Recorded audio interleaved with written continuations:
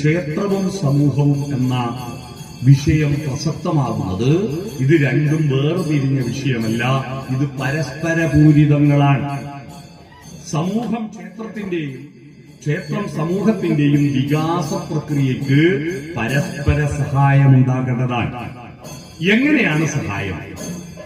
സമൂഹം ക്ഷേത്രത്തിന്റെ ബാഹ്യ ചൈതന്യം വർദ്ധിപ്പിക്കുമ്പോൾ ക്ഷേത്രം സമൂഹത്തിന്റെ ആന്തരിക ചൈതന്യം വർദ്ധിപ്പിക്കുന്നു. മനസ്സിലായോ?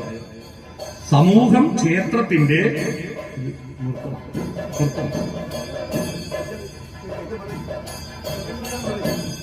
സമൂഹം ക്ഷേത്രത്തിന്റെ ബാഹ്യ ചൈതന്യം വർദ്ധിപ്പിക്കുന്നു.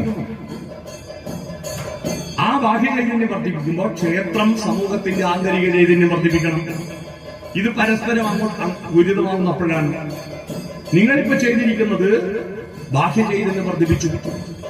ഇപ്പോ നല്ല കരിങ്കല്ല് കൊണ്ട് ശ്രീകോവിലുണ്ടാക്കി, അതിന്റെ മേലെ ചെമ്പ് തകിട് കൊണ്ട് മേൽക്കൂരി ഉണ്ടാക്കി, നല്ല ഗർഭഗൃഹമുണ്ടാക്കി, അവിടെ നല്ല പ്രതിഷ്ഠ അഷ്ടബന്ധം കൊണ്ട് അത് പ്രതിഷ്ഠ നടത്തി, അവിടെ നല്ല ചന്ദനം, കളഭം, പൂജ, അഭിഷേകങ്ങളും നടത്തി, അവിടെ നല്ല പുഷ്പാർച്ചനയും മറ്റുള്ള പൂജാതികർമ്മങ്ങളും നടത്തി, അവിടെ ദ്രവ്യങ്ങൾ കൊടുത്തു, ഹോമങ്ങൾ നടത്തി.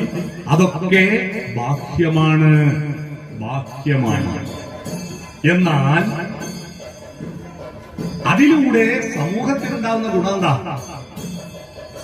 ക്ഷേത്രത്തിലൂടെ സമൂഹത്തിനുണ്ടാകുന്ന ഗുണം ബാഹ്യമായ ഗുണമാണെന്ന ധാരണയുണ്ടെങ്കിൽ അത് തിരുത്തണം.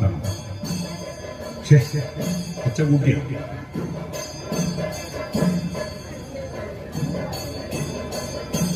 അപ്പോ ബാഹ്യമായ ഗുണമല്ല. നിങ്ങളിപ്പോ ഒരു ശബരിമല ഒരു പഴയൊരു പാട്ട് ഞാൻ ഓർക്കുക അല്ലേ?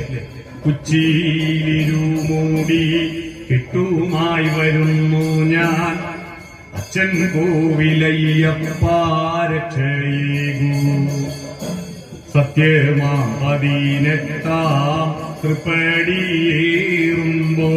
ദർശനം നൽകണേ തമ്പൂരാനേ.